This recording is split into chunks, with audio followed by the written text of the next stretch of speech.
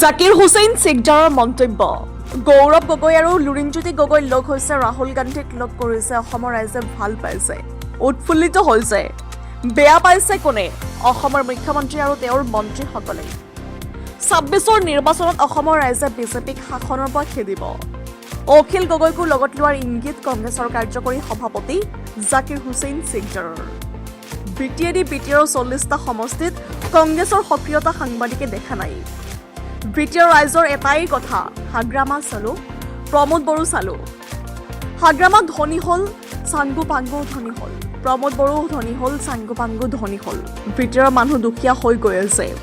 আজি ৰাজাঘাট বৰশিমলা পথৰ আধাৰশিলা স্থাপন কৰি ৰাস্তাৰ কাষৰ মানুহে ৰাস্তাটো নিজৰ বুলি ভাবিব লাগে।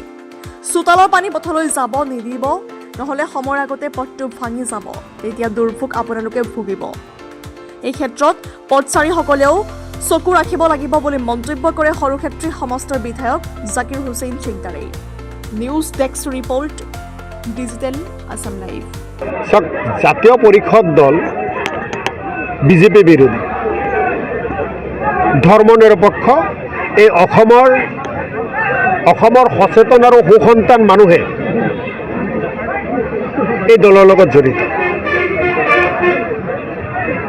আমি কংগ্ৰেছ দল বিজেপি বিৰোধী, আমি ধৰ্ম নিৰপেক্ষ। গতিকে দুটা বিজেপি বিৰোধী ধৰ্ম নিৰপেক্ষ বিৰোধী ৰাজনৈতিক দল একত্ৰিত হোৱাৰ কিবা বাধা নাই বুলি মই ভাবোঁ।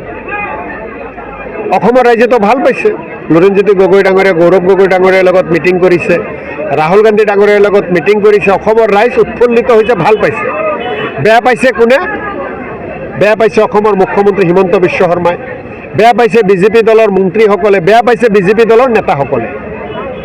আৰু কিয় বেয়া পাইছে এই কথাখিনি যদি আমি দকৈ ভাবি চাওঁ, তেওঁলোকে ভয় পাইছে যে ২৬ত আমাৰ গাদী যাব। তেওঁলোকে ভয় পাইছে যে বিৰোধী দলসমূহ যদি একত্ৰিত হয়, লুৰিণজ্যোতি গগৈ আৰু গৌৰৱ গগৈ ডাঙৰীয়া বা ৰাহুল গান্ধী ডাঙৰীয়াৰ লগত দুখন মিটিঙেই বিজেপি কম্পিত। গাদী যোৱাৰ ভয়ত তেওঁলোকে কম্পিত, যাৰ কাৰণে বিভিন্ন সমালোচনা কৰি আছে। কিন্তু অসমৰ ৰাইজে বিচাৰিছে ২৬ত বিজেপিক বিদায় দিয়াৰ কাৰণে।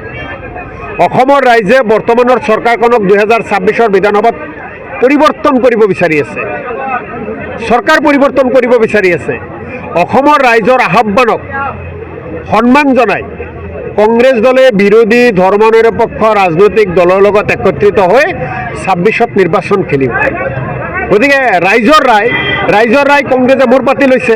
তাত বিজেপিয়ে ভয় পাইছে, বেয়া পাইছে, তাত আমাৰ ক'বলগীয়া একো নাই। ২৬ত পৰিৱৰ্তন হ'বই। চাওক, আকৌ কৈছোঁ, সময় আহিব দিয়ক। নিৰ্বাচন ঘোষণাই হোৱা নাই আৰু কেইবাটাও মাহ বাকী আছে।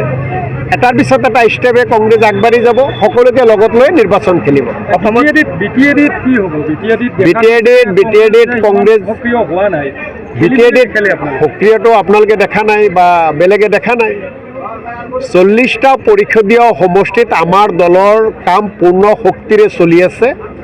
আমাৰ দলৰ কৰ্মকৰ্তাসকল সকলো ব্যস্ত। গৌৰৱ গগৈ ডাঙৰীয়াৰ নিৰ্দেশ মতে কংগ্ৰেছ দলৰ যিসকল কৰ্মকৰ্তাক বিটিআৰত দায়িত্ব দিয়া গৈছে, তেওঁলোকে দিনে ৰাতিয়ে কাম কৰি আছে। আৰু ইলেকশ্যন ঘোষণাৰ পিছত আপোনালোকে দেখা পাব ৪০টা পৰিষদীয় সমষ্টিত কংগ্ৰেছ দলে শক্তিশালীভাৱে কাম কৰি আছে। বিটিআৰৰ ৰাইজৰ এটাই কথা, হাগ্ৰামা মহিলাৰেকো দেখিলোঁ, প্ৰমোদ বড়োকো দেখিলোঁ। হাগ্ৰামা ধনী হৈ গ'ল, তেওঁৰ সাংগু পাংগু ধনী হৈ গ'ল। প্ৰমোদ বড়ো ধনী হৈ গ'ল, তেওঁৰ সাংগু পাংগু ধনী হৈ গ'ল। কিন্তু বিটিআৰৰ সমস্যা হৈ থাকিল। বিটিআৰৰ মানুহে দুখীয়া হৈ গৈয়ে আছে। গতিকে মানুহে বিটিআৰৰ ৰাইজে পৰিৱৰ্তন বিচাৰিছে আৰু সেই পৰিৱৰ্তন আমি কংগ্ৰেছ দলে নেতৃত্ব দিব বিচাৰি আছোঁ। কংগ্ৰেছ দলক বিটিআৰৰ ৰাইজে আশীৰ্বাদ দিয়ক। কোকৰাঝাৰত চৰকাৰ গঠন হ'লে হাগ্ৰামা মহিলাৰ আৰু প্ৰমোদ বড়োৱে যিবিলাক কাম কৰিব পৰা নাই, সেই কাম কংগ্ৰেছে কৰি দেখুৱাব।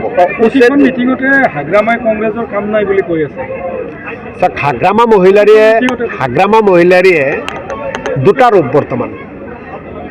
এটা ৰূপ বিজেপি বিৰোধী ৰূপ দেখায় আৰু তলে তলে কিন্তু বিজেপিৰ অক্সিজেন লৈ নিৰ্বাচন খেলি আছে।